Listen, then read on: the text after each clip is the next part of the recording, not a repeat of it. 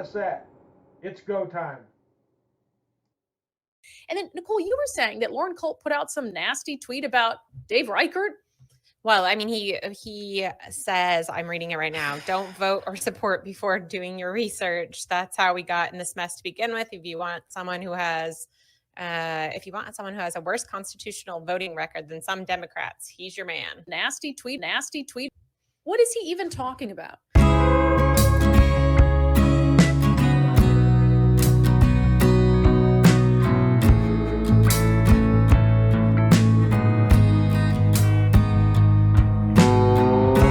Well, and then he posts Dave Reichert's constitutional votes, 40% over a lifetime. I don't know. I don't really know how these are calculated, or like, I guess the way he votes, whether it's in relation to the Constitution.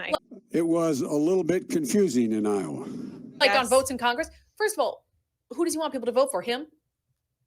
I love how a failed gubernatorial candidate who lost by staggering margins is like, feels the need to like talk down to someone who actually has a chance to win. Right.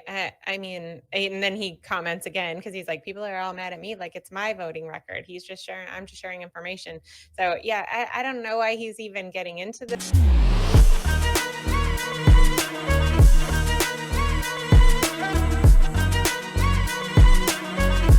Go away. And then he tweeted a picture of everyone in the debate tomorrow and called it a clown show. So he's all over Republicans right now. Well, yeah, but then he lost by a tremendous margin. Yeah. So it's like, who are you to criticize anyone else who's running for office?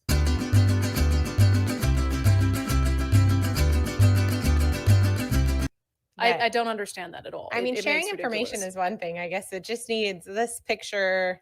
I don't know. How about I look at that? We'll dive into that. Maybe we talk about it more tomorrow. But it's absolutely ridiculous. And the vilification of someone like Dave Reichert because he's not, 100% in line with what you want him to be. And so you'd rather, have Bob Ferguson? Because those are your freaking options, Lauren Colt.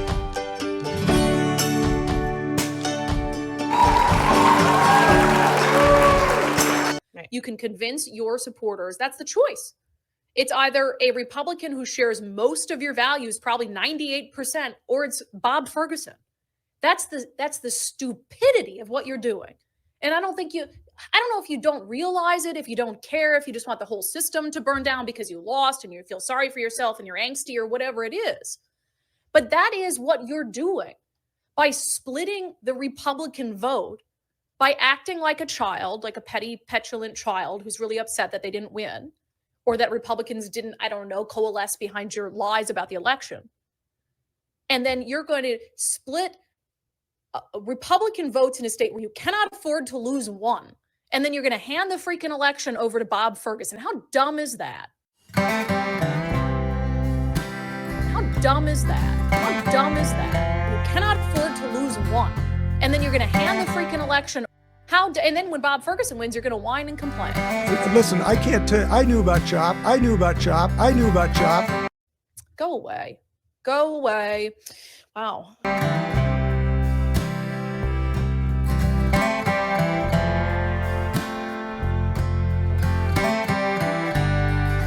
If elected governor, under what specific conditions, would you support the presence of federal forces on local streets in response to civil unrest? Right. We currently have a governor that's very soft on crime. That's obvious. He doesn't know that crimes are being happened, that parts of Seattle have been taken over. And I saw him in that live conference. It was clear that he had no clue what was going on, or he was lying, or one or the other. And yes, he did send in the National Guard. And we all have a right to peaceably assemble and speak our mind, right? That's our First Amendment right. But when it turns violent, when people start looting stores, when they light buildings on fire, cars on fire, and throw rocks and frozen water bottles at our police, that's no longer a First Amendment right. That's a crime. It's called rioting. And although the governor did send in troops, the National Guard, because the governor is the commander-in-chief of the Washington State National Guard, he sent them in there at the request of local law enforcement, but he disarmed them before he sent them in. I will never, ever send our young men and women in uniform into a violent situation without the means to protect themselves and other people. That's what they're going in there for. And when people are committing crimes, The National Guard will assist the local law enforcement to arrest the criminals and put them in jail where they belong. And the rest of the people that are involved in it will be told to disperse because it is a riot. And if they do not disperse, they will be arrested as well. That's how you deal with crime. That's how you shut down a riot. You cannot afford to lose one. And then you're going to hand the freaking election. I may not be running for a statewide office, but that doesn't mean I won't be running for another office in the future, nor does it mean I'm out of the fight now. When it comes to economic and constitutional issues, Dave Reichert voted like Nancy Pelosi. And here's the facts. The Club for Growth and the Freedom Index are two congressional rating websites. The Freedom Index rates congressmen and women on constitutional issues, and the Club for Growth rates congressmen on reducing tax rates, reducing the size and scope of the federal government, cutting spending and regulations. And Reichert's congressional voting record is dismal, to say the least. Let me share this screen for you. This is the Club for Growth's website. You can go to clubforgrowth.org and you can click on there and look under scorecards and look up any congressman over any number of years and look at their voting record. And here's just a little bit about the Club for Growth. It's a national network of over 500,000 pro-growth, limited government Americans who share in the belief that prosperity and opportunity come from economic freedom. The Club for Growth is a leading free enterprise advocacy group in the nation. And here's some key issues that they look for when they rate congressmen and women: how they vote on reducing income tax rates, how they vote about the current tax code, repeal of Obamacare and abusive laws through medical malpractice, reducing the size and scope of the federal government, cutting government spending and passing a balanced budget amendment, regulatory reform and deregulation, and school choice. Those are among some of the things that they look at when they decide the rating of a member of Congress and whether they vote in line with real conservative issues or not. And here is the website of the New American. And if you go to the newamerican.com, you can click on the Freedom Index and you can search by name, by state, by party, and look up any congressman or woman. And here's the record of Dave Reichert every year that he was in Congress. And you can click on these and look at the individual votes if you want to. But this shows the score. Dave Reichert's score for his lifetime in Congress, when his votes are looked at through the lens of the Constitution, he has a 40% lifetime score. His lowest was when he first went into Congress at 23%. The highest he ever got was 51%. So less than 50% of the time, usually in the low 40s, sometimes in the 20s, Dave Reichert was not in line with the Constitution. That means 60 to 70% of the time, he was voting against the Constitution, against his oath of office, and against the American people. So there you have that. And not only his voting record, which shows that he is not a person who kept his oath of office or upheld and defended the Constitution. I mean, his voting record clearly shows that. He is for more government intrusion into our lives. Reichert even praised Jay Inslee on his handling of the pandemic in an interview, which to me, in and of itself, is absolutely pathetic. Don't expect Dave Reichert to stand up for you in the future. He won't, because he's weak-minded. He flails in the wind like a loose kite. We, the people, need to reject what the political insiders want. We need to recognize them for what they are: manure salesmen with a mouthful of samples. And I'm kind of done with manure. How about you? We're done with weak-kneed career politicians. We are done bending our knee to them. We don't need Rhino Reichert.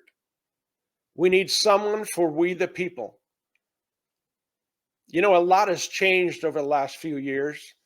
Many of the do-nothing establishment types have been purged by you in many of the county Republican parties.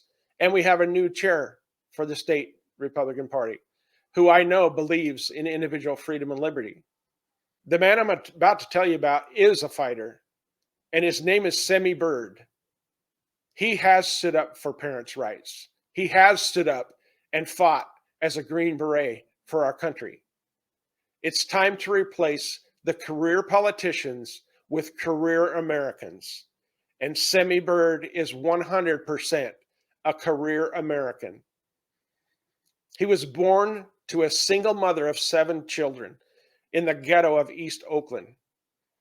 And his mother raised him as a Christian and never tolerated the victim mentality in her household, no matter what their economic situation was. Semi Bird took his mother's advice and decided to make something of himself. And he did exactly that. Semi Bird is a veteran of the United States Marines and the U.S. Army, where he served as a Special Forces Green Beret combat engineer. He has been awarded the Bronze Star for Valor. The Bronze Star for Valor. Think about that. Wounded in action, he received the Purple Heart. He was also awarded the Meritorious Service Medal and 4 Army Commendation Medals, among others. Because of his experience, he became a senior advisor to a U.S. ambassador, among many other positions. He has a bachelor's degree in business administration and a master's of science degree. Semi Bird was attacked viciously by the left for standing up for parents' rights as a member of the school board in Richland, Washington. Thousands of dollars from outside the district was used to smear him in the media. But did that stop him? No, it didn't. He knows how to stand firm for us. He didn't waver. He stood up for parents' rights. As our next governor, he will stand and fight for you and make parents' rights a high priority despite the attacks from the far left, who for some reason want to continually sexualize our children. Semi Bird will stand for you. He will stand for our children. He will stand for our businesses, and he will stand for freedom. The mainstream media and the establishment politicians don't want you to know who this man is because he's not in their club. They want you to focus on who they tell you to focus on. Someone from the Uniparty. Someone who will do their bidding regardless of what's good for the citizens and our freedoms. But we don't need any more of the rich men from north of Richmond. You know, the career politicians, the manure salesmen. We need more career Americans. And that is Semi Bird 100%. Mr. Bird is very well qualified to run, and I wholeheartedly endorse him for governor. And I ask you to do the same, just as you did for me.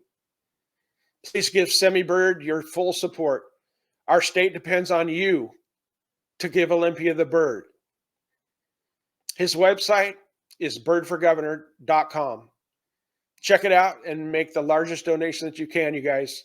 Do the same thing next month and the month after that. This man will beat the establishment pick, Rhino Reichert, and we the people behind him, he will go on to be our next governor.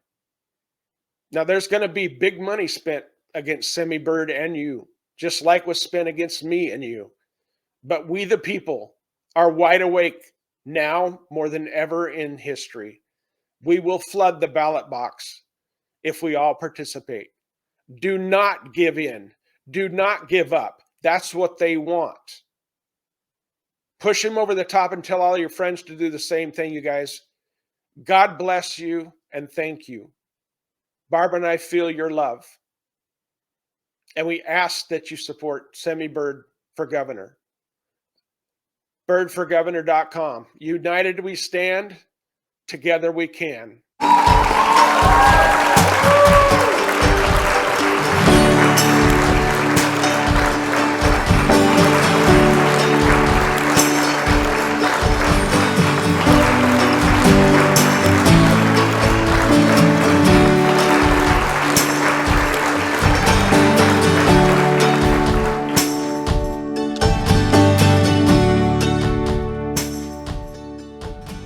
Please subscribe to my channel and hit the bell to be notified when I post future videos.